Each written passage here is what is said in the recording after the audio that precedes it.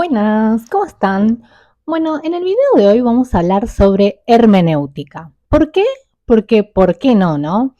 Hoy es un día lluvioso, está nublado, está súper feo acá en Buenos Aires, Argentina, y qué mejor que compartir un momento, un pequeño rato, hablando sobre filosofía.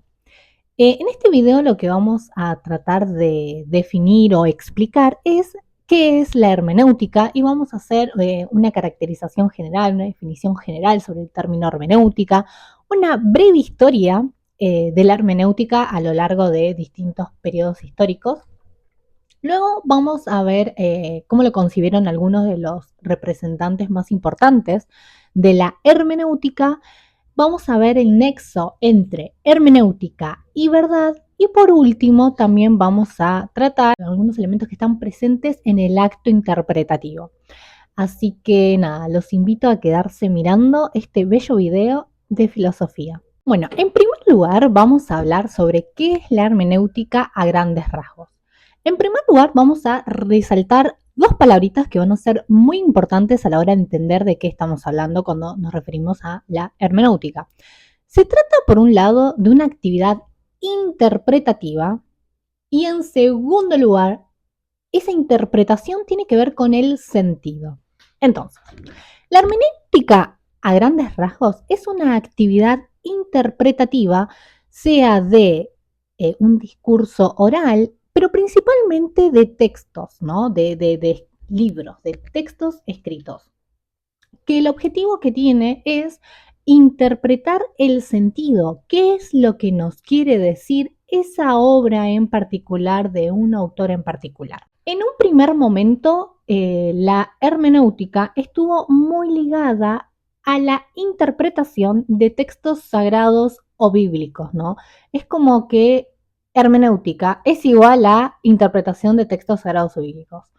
Pero a lo largo de la historia veremos que no es del todo así. Si bien en un momento histórico en particular sí fue así, más que nada durante la Edad Media, durante la Reforma Protestante, sin embargo, es verdad que no fue del todo así, porque en filosofía el método hermenéutico, el método interpretativo es muy pero muy fundamental.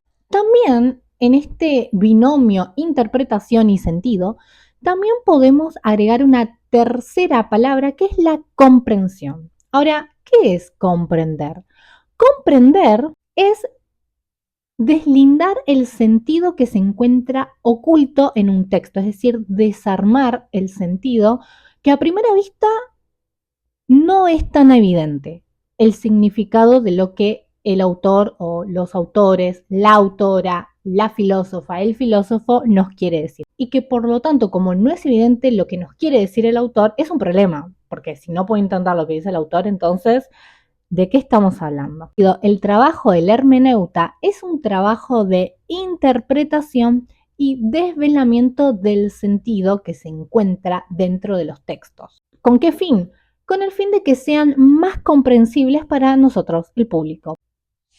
Y algo muy importante a destacar de la hermenéutica es que como esta actividad la hace propiamente una persona, ahí ya partimos de la base de que la interpretación no puede ser objetiva.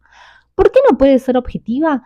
Y porque nosotros, en tanto personas, estamos cargados de ideas, creencias, opiniones, juicios y prejuicios que anteceden, que son previos a la lectura de un libro. Entonces, cuando yo voy a leer un texto, sea del filósofo que sea del autor que sea, yo lo que hago es aplicar mis categorías, mis pensamientos, mis ideas al texto mismo. Entonces, en ese sentido, no podemos hablar de una única interpretación y de un único sentido.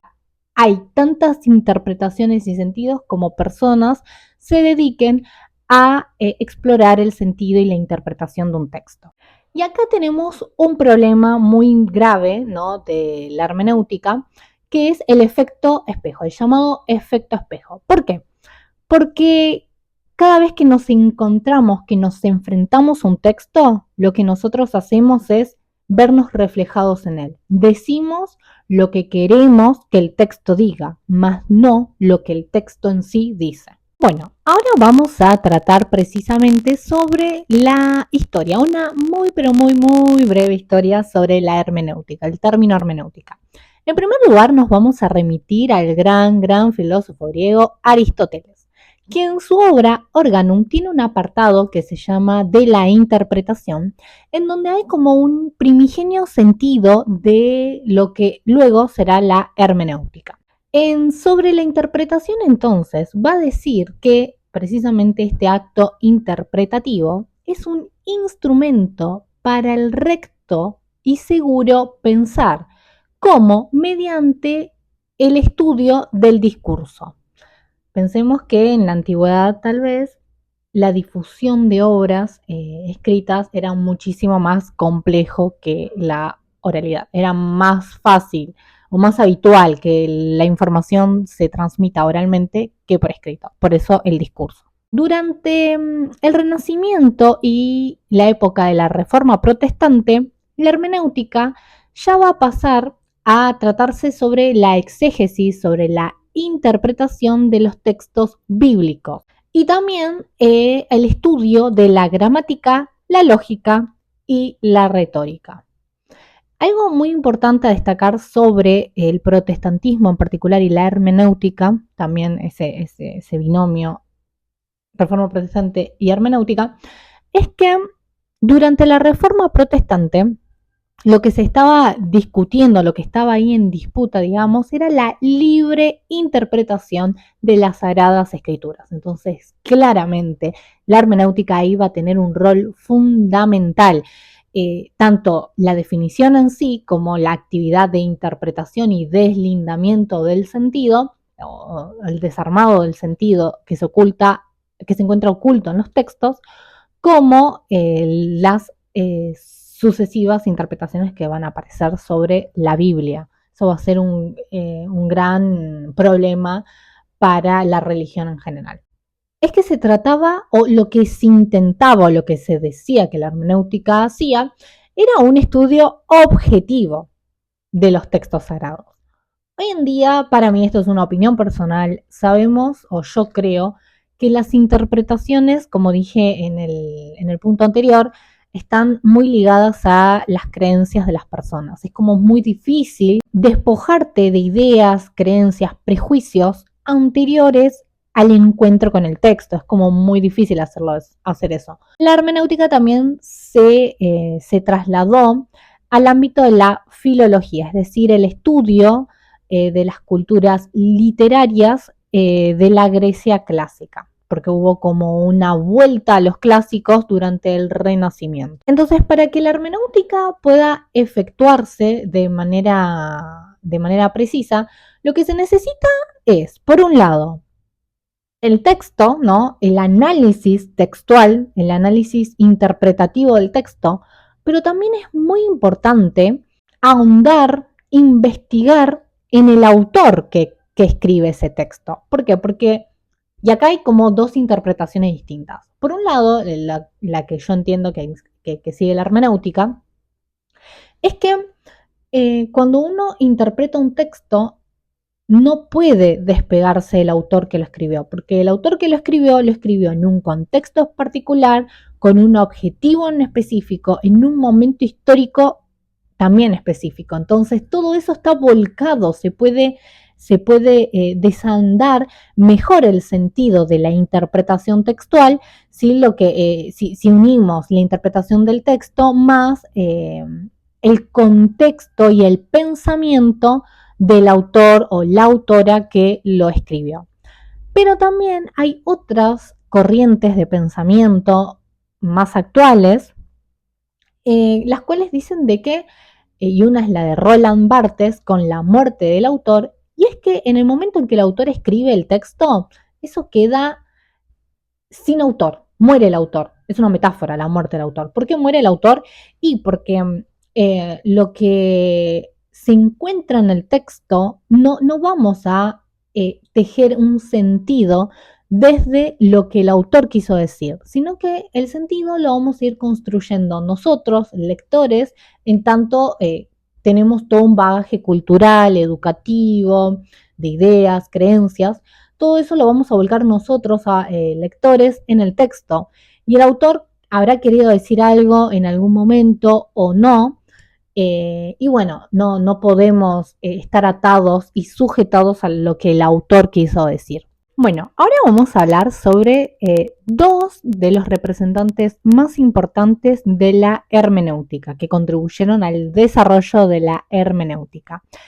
Tienen unos nombres muy difíciles, así que voy a hacer el esfuerzo de pronunciarlos correctamente, pero no.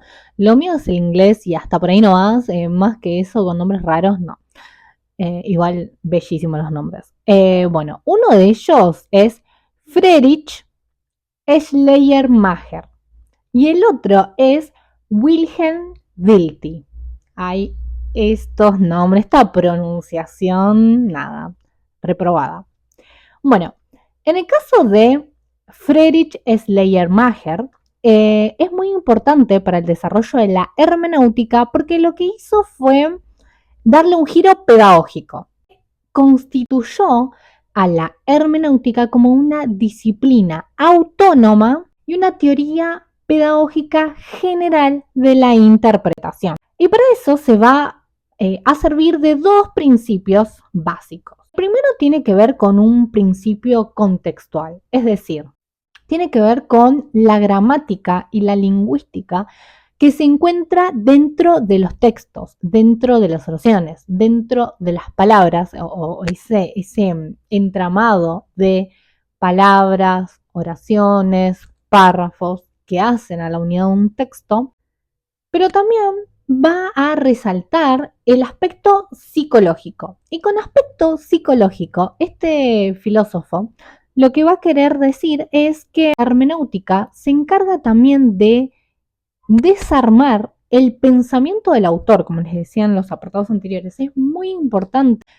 deslindar el sentido o el pensamiento que se encuentra detrás de lo que el autor quiso decir. El autor, la autora quiso decir. Y nos va a dar una serie de tips o de criterios para captar el sentido a la hora de interpretar los textos. El primero, entonces, ya lo dijimos un poco, que es este aspecto psicológico, que es conocer el pensamiento del autor. El lector de la obra, tiene que conocer el pensamiento del autor o de la autora.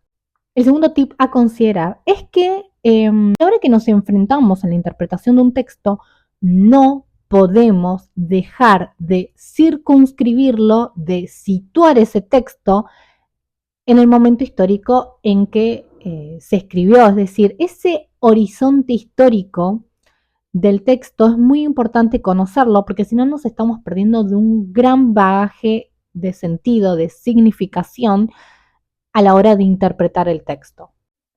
Y la tercera es que hay que considerar que la explicación no va a ser una explicación lineal y literal del texto.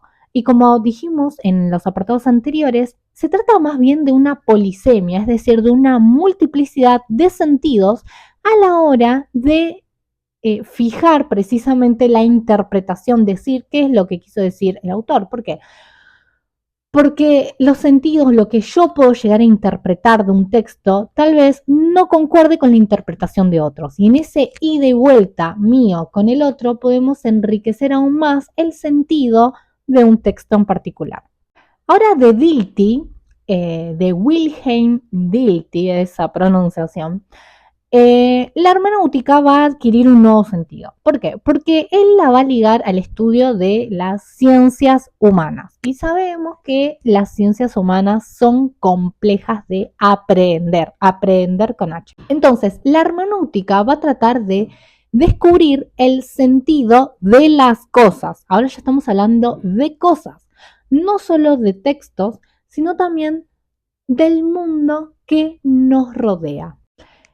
Y una nota también distintiva de Dilthey es que no se trata tanto de una explicación, sino más bien de una comprensión. Lo que a él le interesa es la comprensión de eso que estoy tratando de interpretar. Y acá tenemos una salvedad muy importante. Y es que Dilthey lo que va a proponer es que a la hora de interpretar el texto, nosotros no solamente tenemos que abocarnos al texto, sino también que tenemos que tener como una cierta empatía, un acercamiento muy riguroso a la mente del autor. ¿Por qué? Para interpretar el texto como si el autor nos lo estuviera explicando.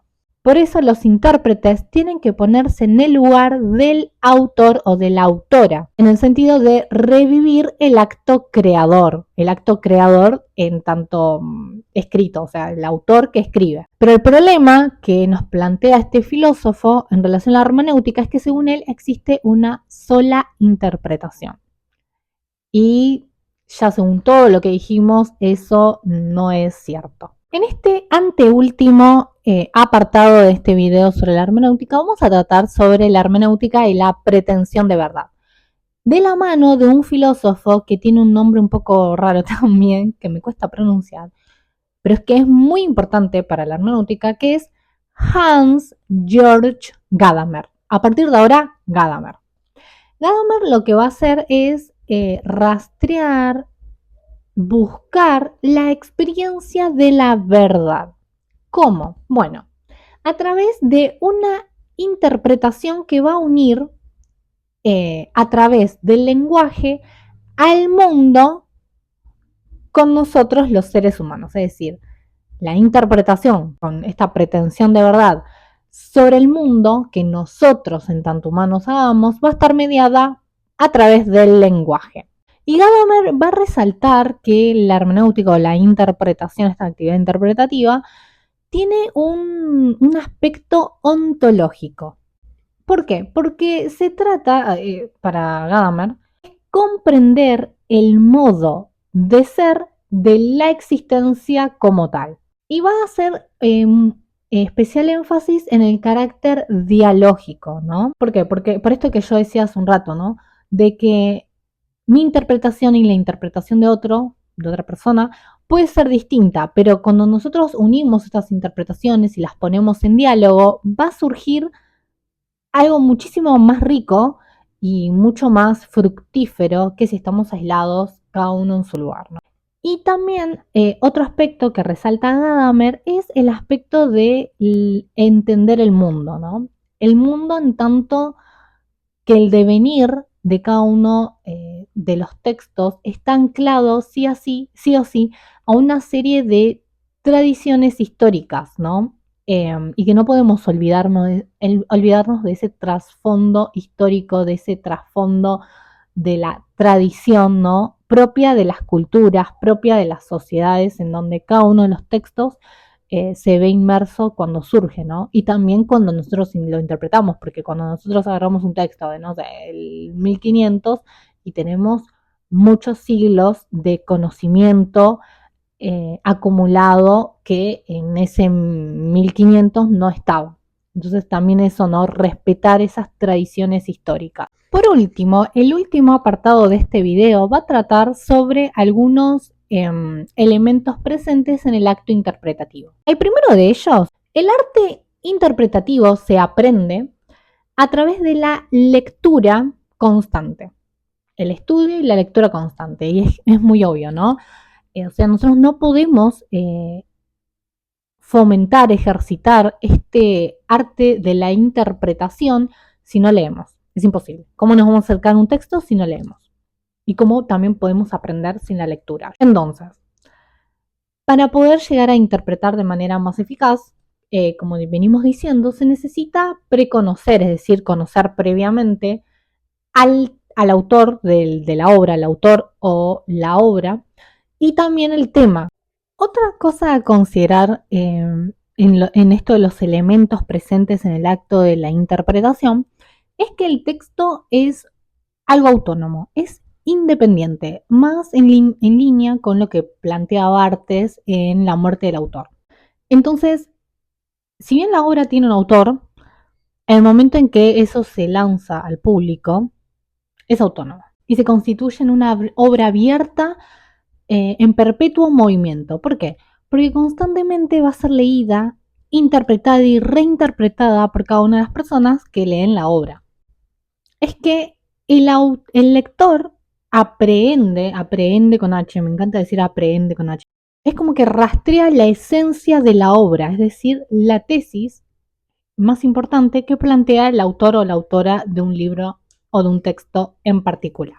Entonces, hay un diálogo tripartito o un diálogo que consta de tres partes entre autor y su realidad, ¿no? Su realidad social, política, cultural, tradición de pensamiento, etcétera.